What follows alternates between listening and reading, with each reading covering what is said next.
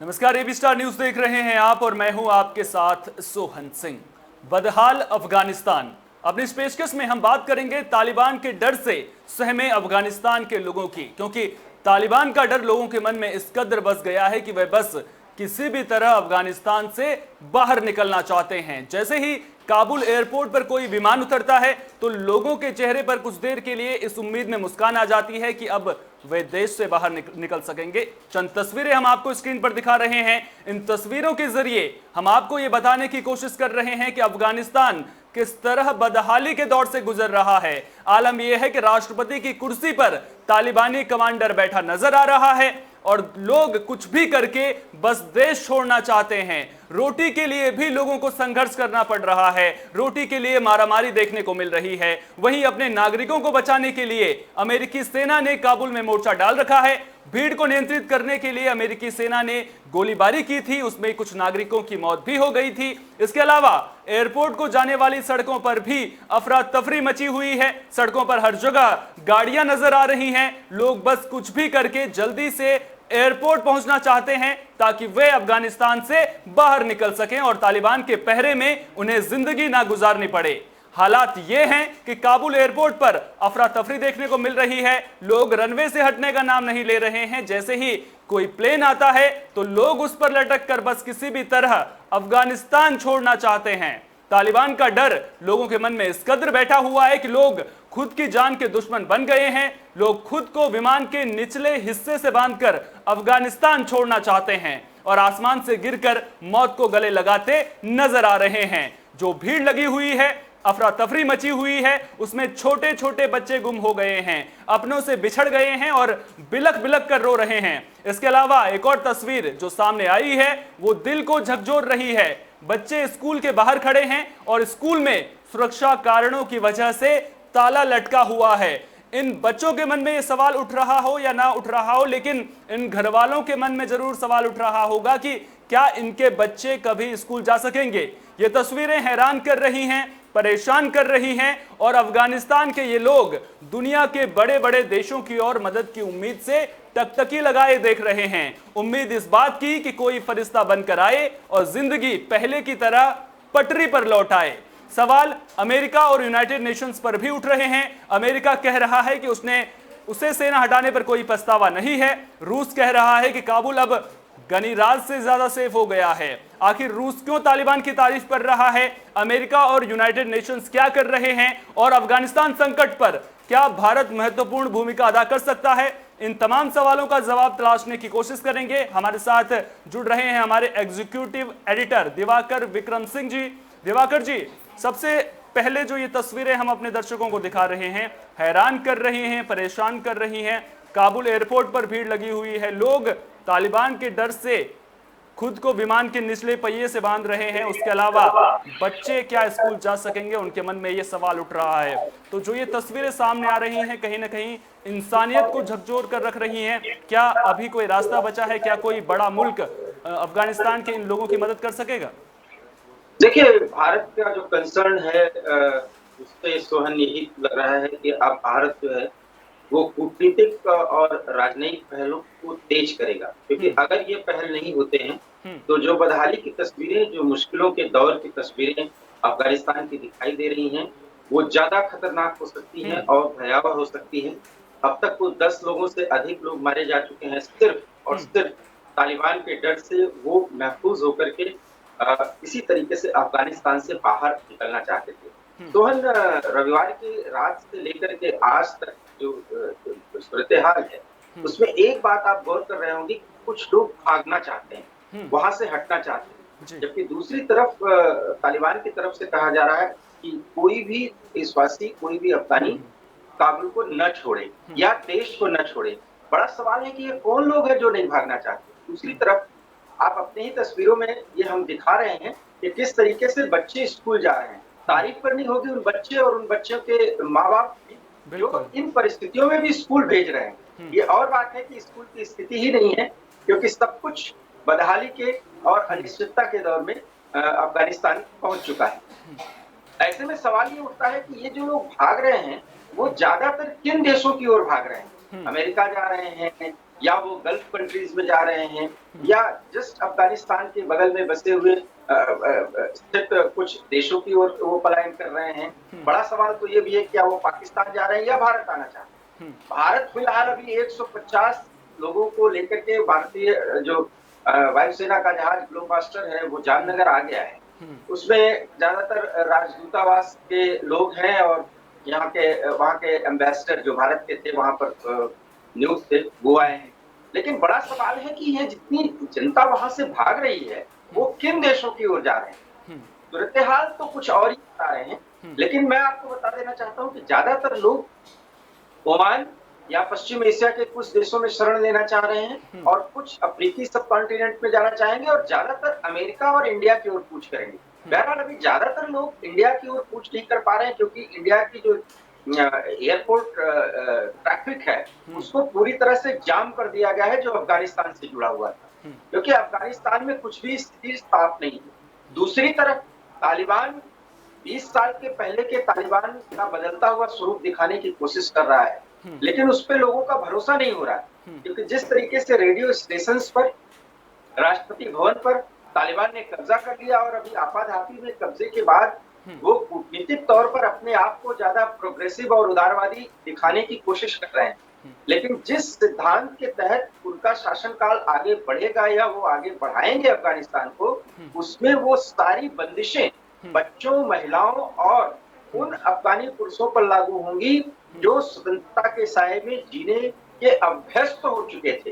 तो ऐसे में ही ये सवाल उठता है कि ये वो लोग भाग रहे हैं जो लोकतंत्र को पसंद करते हैं, जो अफगानी एकता को करते हैं, अफगानी राष्ट्रवाद को पसंद करते हैं, और वो लोग वहां पर स्थायी हैं जो किसी भी रिज्यूम के आने पर उनके हाल पर अपने आप को छोड़ते हैं। मुझे लगता है इस समय अफगानिस्तान इन दो भागों में बट गया है और ये जो दो भाग दिख रहे हैं पूरी दुनिया के सामने जी। उसमें रूस जिस तरीके के बयान आ रहे हैं, मुझे नहीं लगता कि रूस ने बहुत समझदारीपूर्ण बयान दिया है।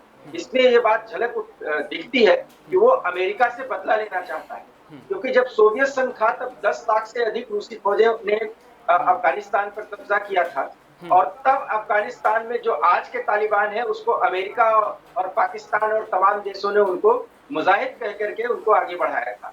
आज वही तालिबान पाकिस्तान की कोशिशों से इस कदर फल फूल गए कि वो अफगानिस्तान की एक बड़ी ताकत के, एक बड़ी राजनीतिक ताकत के रूप में अपने आप को प्रस्तुत कर रहे हैं। ये और बात है कि वो करें, लेकिन उनका जो तौर तरीका है वो इतना कट्टरपंथी है, इतना गैर मानवीय है, जिसको आप अमानवीय कह सकते हैं, जिसमें कहीं न कहीं एक लोकतांत्रिक देश के नाते भारत के हर एक नागरिक को, भारत की सरकार को वो स्थितियां परेशान करेंगी। और यही सूरत हाल और यही बदहाली आप उन तस्वीरों में दिखा रहे हैं या सभी दिखा रहे हैं जो वहां से आ रही है। अच्छा, पूरे मसले को लेकर आपने रूस का जिक्र किया। रूस ने जिस तरह से कहा है कि गनीराज में काबुल जो है गनीराज से ज़्यादा अब सेफ हो चुका है, आपसे एक चीज़ समझना चाहूँगा, अगर अमेरिका से भी बदला लेना है तो क्या तालिबान का साथ देना ज़रूरी है? क्योंकि इन बयानों में तो यही झलक रहा है कि रूस पूरी तरह से तालिबान के साथ नज़र आ रहा है। तो अगर आप तालिबान के साथ देंगे तो फिर कहीं ना कहीं इंसानियत को लेकर के जो संदेश जाएगा, जिस तरह के हालात काबुल में बने हुए हैं, उसको लेकर के भी कहीं ना कहीं प्रश्न चिन्ह खड़ा होगा। बहुत ही अहम सवाल है और आपके सवाल में आपका उत्तर छिपा हुआ है सोहन, और वो ये है कि अंतरराष्ट्रीय राजनीति में जो कूटनीतिक पहल होती है उसमें दुश्मनी और दोस्ती बढ़ाने और दुश्मनी को साधने का कुछ ऐसा ही तरीका होता है जब बयान दिए जाते हैं। राजनीतिक तौर पर, राजनयिक तौर पर कुछ ऐसे बयान दिए जाते हैं, खास करके वो देश जो दो प्रतिद्वंदी देश। अब रूस की तरफ से ये कहा जा रहा है कि गनी राज से ज्यादा सुरक्षित है। अब आप समझ सकते हैं कि अशरफ गनी को एक राष्ट्रपति के तौर पर स्थापित करने, उन्हें मजबूत करने, एक मजबूत सेना देने का वादा अमेरिका ने किया था और उस वायदे को निभाते हुए वो दिख रहे थे। जबकि अब आपको एक ताजा खबर बताएं कि जो बाइडेन ने मान लिया है कि अमेरिका से एक बहुत बड़ी भूल और गलती हो गई है कि 20 सालों का जो मेहनत था वो बेकार गया है और जो आकलन अमेरिकी राजनीतिकों की तरफ से किया गया या उनके सुरक्षा विशेषज्ञों की तरफ से किया गया वो गलत है। और यही बयान ये दिखाता है कि अमेरिका भी कुछ समझ नहीं पाया कि वास्तव में उसने अफगानिस्तान में दोहा में शुरू की गई बातचीत के बाद क्या कर डाला। अच्छा, आपने जो बाइडेन का जिक्र किया, उनका एक जो जब गोलीबारी में नागरिकों की मौत हुई थी उसके बाद उन्होंने संबोधन दिया था, उसके बयान को मैं कोट करना चाहूंगा। उन्होंने साफ तौर पर यह कहा था कि अगर ये लड़ाई लंबी चलती तो इसका फायदा चीन और रूस को होता। साथ ही साथ उन्होंने ये भी कहा है, जो गौर करने वाली बात है, कि हमें सेना को वहां से हटाने का कोई पछतावा नहीं है। उन्होंने साफ तौर पर कहा है कि अगर लड़ाई लंबी चलती तो उसका फायदा चीन और रूस को होता। तो फायदा रूस और चीन को कैसे होता, ये चीज समझना चाहूंगा मैं। और उसके अलावा एक और अहम सवाल जो मेरा रहेगा वो ये कि क्या सेना को वापस बुलाना ही एकमात्र विकल्प बचा था? दो विकल्प उनके पास थे कि क्या सेना को वहां पर रखना है या फिर सेना को वापस बुलाना है। तो क्या सेना वापस बुलाने का फैसला सही था? क्योंकि इस फैसले को लेकर के पूरी दुनिया सवाल खड़े कर रही है आज। देखिए, जो बाइडेन का जो बयान, जिस बयान का आप जिक्र कर रहे हैं, ये लगभग 15 से 20 घंटे पहले का बयान जी। जो बयान मैं अब बता रहा हूं, तो उनसे बड़ी गलती हो गई। ये कुछ ही चंद ही घंटों पहले की बयान के। मैं बार बार ये कह रहा हूं कि अमेरिका वास्तव में गफलत में था। अमेरिका वास्तव में अनिश्चितता की स्थिति में था। अमेरिका वास्तव में किसी भी स्थिति के आकलन करने में पूरी तरह से फेल्योर स्थिति को दिखाते हुए ये दिख रहा है। जो कुछ भी अमेरिका के राष्ट्रपति की तरफ से बयान आ रहा है या और बयान आ रहा है, बड़ा सवाल ये है कि अगर रूस ये बोल रहा है तो अमेरिका को समझना चाहिए कि उसकी तरफ से गलती हो गई है, क्योंकि रूस सीधे सीधे अमेरिका के उस राज पर टिप्पणी कर रहा है जो राज अमेरिका चला रहा था गनी के माध्यम से या इसके पहले करजई के माध्यम से। 2002-3 में जब वहां पर वैश्विक युद्ध छेड़ा गया और एक लादेन को गिरफ्तार करने के लिए या उसको मारने के लिए 2500 अमेरिकी सैनिक मारे जाते हैं 20 सालों में, उससे भी ज्यादा घायल होते हैं और $3 बिलियन से अधिक का रकम अमेरिका खर्च कर देता है। तो ये जो फायदा या जो नुकसान हुआ, मैं दोनों बातें कह रहा हूँ। ये तो अमेरिका के नागरिक झेल रहे हैं, लेकिन अमेरिकन प्राइड की एक खासियत होती है कि वो हार को पूरी दुनिया के सामने स्थापित हो जाए, उसको वो बर्दाश्त नहीं कर पाते, क्योंकि वो सुपर पावर है। और आज अमेरिका जो बयान दे रहा है उसकी भग पिट रही है जब चीन बयान दे रहा है, जब रूस बयान दे रहे हैं। या आप मानते हैं कि चीन सीधे सीधे अब अमेरिका को चुनौती दे रहा है, और ये वही चीन है जो तालिबान अभी पूरी तरह से स्थापित नहीं हुआ है और उसकी सरकार को राजनयिक मान्यता देने की बात कर रहा है। इसके पीछे एक ही कारण है कि चीन बहुत ही स्वार्थी देश है और अफगानी खदानों पर और वहां के जो संसाधन हैं, जो भूमि से दोहन किया जा सकता, उस पर उनकी नजर है। सीपेक के जरिए और पाकिस्तान के जरिए वो अफगानिस्तान को साधने की कोशिश कर रहा है, उससे आर्थिक फायदे लेने की कोशिश कर रहा है। तो वो तो अब भी लेगा। इसलिए अमेरिका का ये बयान कि अगर लंबा युद्ध चलता तो इनको फायदा होता, फायदा तो अब ज्यादा दिख रहा है। मैं यही बात कह रहा हूं कि उनके आकलन करने में बहुत बड़ी भूल हो गई है, जो अब प्रकारांतर से जो बाइडेन स्वीकार कर रहे हैं। अच्छा, चीन का आपने जिक्र किया। चीन की कर्ज नीति से तो पूरी दुनिया वाकिफ है, किस तरह से चीन पहले दुनिया के देशों को कर्जा देता है, उसके बाद उन्हें एक तरह से गुलाम बना लेते हैं। चाहे आप पाकिस्तान का जिक्र ले लें, चाहे फिर एशिया के बाकी देशों का आप जिक्र कर लें। आपने अमेरिका का जिक्र किया, अमेरिका मान रहा है कि उससे बड़ी गलती हो गई है। आपसे एक चीज समझना चाहूंगा कि क्या अभी भी अमेरिका के पास गलती सुधारने का मौका है या फिर अब बहुत देर हो चुकी है? एक ही मौका है। बहुत ही अहम सवाल ये भी है सोहन, और यही आने वाले कुछ हफ्तों की राजनीतिक कोशिशें और राजनीतिक पहल की दरकार को दिखाती है। अमेरिका को यूएन के माध्यम से भारत के सहयोग के साथ अफगानिस्तान में एक बड़ी भूमिका फिर से अदा करने के लिए तैयार होना पड़ेगा। इसके लिए जरूरी नहीं कि वो फिर से 10,000, 20,000 या 25,000 सेना वहां पर भेजे, या फिर वहां पर फाइटर जेट्स पहुंचे और तोरा बोरा की पहाड़ियों पर लादेन को खोजने के लिए जिस तरह से बमबारी की गई थी 20 साल पहले, उसकी जरूरत नहीं है, क्योंकि अफगानियों को इस तरह की लड़ाई से नहीं हराया जा सकता। वो दूसरे माइंडसेट के लोग हैं। उनका रेस जो है वो गुलामी नहीं पसंद है। देखिए, इमरान का एक बयान जो आया, उसके भी मायने हैं कि लोग गुलामी से मुक्त हुए। हालांकि इमरान की ये खुशी जो है, ये दिखाती है कि किस तरीके से कट्टरता को वहां पर थोपने का काम उनके और उनके पहले के लोगों ने, उनके द्वारा और उनके पहले के लोगों द्वारा किया गया। लेकिन इतना तय मानिए कि पाकिस्तान को साथ लेकर के अमेरिका को अन्य देशों के सहयोग से, जिसमें भारत की बड़ी भूमिका हो, अब वहां पर बड़ी कूटनीतिक चालें चलने, कूटनीतिक पहल करने की जरूरत है।